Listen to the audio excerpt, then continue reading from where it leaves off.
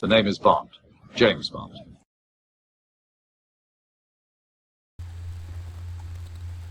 Greetings, James Bond fans and community, wherever from you're listening to me. This is Zain Ibrahim here from Zains007Fancast. Welcome to today's episode, where we're diving into one of the sleekest, most stylish and most enduring aspects of James Bond. Not his tuxedo, not his Aston Martin, not even his martinis, but his watches. For more than 60 years, 007's wrist has ticked with precision. From elegant dress watches to rock divers, Bond's timepieces have become just as iconic as his Walther PPK or his shaken not stirred martinis. But these watches aren't just accessories. They tell stories of fashion, espionage, sponsorship dials, and even explosions. So let's wind back the clock and explore the fascinating world of James Bond's watches. To understand James Bond's watches, we need to go back to the source, Ian Fleming himself. Fleming was a Rolex man. He owned a Rolex Explorer, reference 1016, a clean, understated piece. It's very likely the watch he imagined Bond wearing in the novels. In Casino Royale 1953, Bond's watch isn't described in detail, but in later books, Fleming does give us glimpses. Bond wears a Rolex Oyster Perpetual. No gadgets, no lasers, no bombs. Just a simple, tough watch for a man of action. It fits the literary Bond perfectly. Practical, stylish, but never flashy. When Sean Connery stepped onto the screen in Dr. No 1962, the world was introduced to Bond's Rolex Submariner, reference 6538 to be precise. This was the watch that really set the template. A black dial, oversized crown, no crown guards. It was rugged, it was waterproof. It was crucially a real diver's tools in an era when that was cutting edge. But here's the fun bit of a trivia. The Rolex Submariner Connery wore is widely believed to have come from producer Albert Cubby Broccoli's personal collection. In other words, it wasn't a product placement deal. It was just the bright watch for the character. Of course, eagle-eyed fans will have noticed that in the first act of Dr. No, it is actually believed to be Gruen Precision 1510 gold dress watch that adorned Bond's wrist. Although it is never seen closely enough to be conclusively proven, the Submariner became a legend, appearing in From Russia with Love, Goldfinger, and Thunderball. It was the Bond watch of the 1960s. As the films entered the gadget-heavy era, Bond's watches began to take on a new role, spy tech. In Thunderball 1965, Bond wore a Breitling top time disguised as a Geiger counter. This was the true gadget, the first true gadget watch of the franchise. It wasn't just for telling time, it was saving the world from a nuclear disaster. Fast forward to the 1970s and Roger Moore's Bond embraced quartz technology. This was the era of Seiko.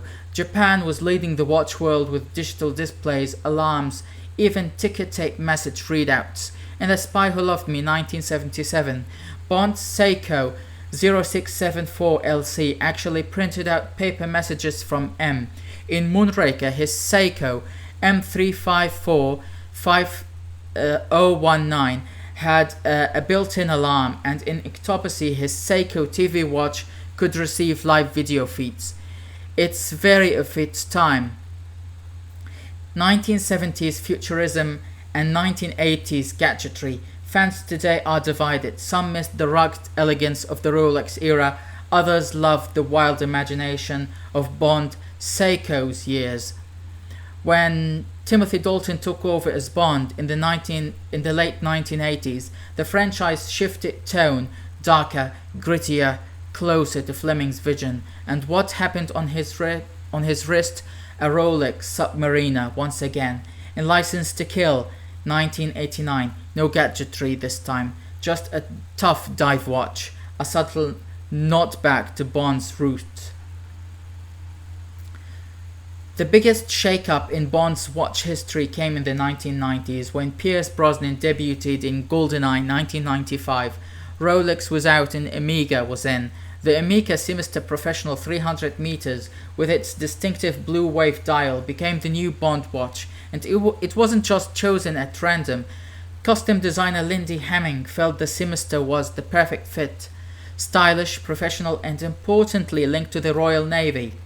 Remember, Bond is a naval commander at heart. Brosnan's Omega was more than a watch. In GoldenEye, it had a built-in laser. In Tomorrow Never Dies, it doubled as a remote detonator. The Omega era leaned into both elegance and gadgetry. Daniel Craig's Bond brought a grittier, bruised realism.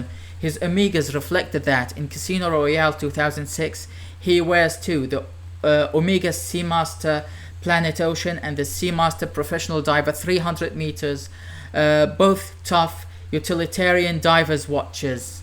In Skyfall 2012, Craig sports Planet Ocean again, along with the Aquaterra, a dressier piece that nods back to Fleming's literary Bond. And in Spectre 2015, Omega released a special edition Seamaster 300 with NATO strap, directly inspired by the old Rolex straps Connery's Bond had worn. It was beautiful blending of past and present. By the time of No Time to Die 2021, Craig was wearing a titanium Seamaster 300 meters, lightweight, military inspired, and co-designed with Craig himself. It wasn't flashy, it wasn't gadget laden, it was practical and deadly, just like Craig's Bond. Bond's watches are more than accessories, they've become characters in their own right.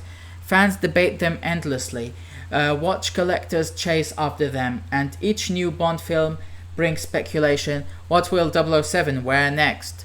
The watches tell us about the times. The Rolex of the 1960s was about toughness and class. The Seikos of the 1970s captured the digital revolution. Omega's ongoing partnership shows Bond as a blend of heritage and modernity. And who knows, when the next Bond is finally cast, his watch choice may be as telling as his tuxedo or his Aston Martin, or as one of the sports cars that he drives. From Rolex to Seiko, from Breitling to Omega, James Bond's watches have ticked through decades of cinematic history. They've saved him from sharks, told him the time in exotic casinos, and even helped blow up villain's lair or two. They are symbols of style or danger and timeless cool. So next time you watch Bond, adjust his cuff and check the time. Remember, it's never just a watch.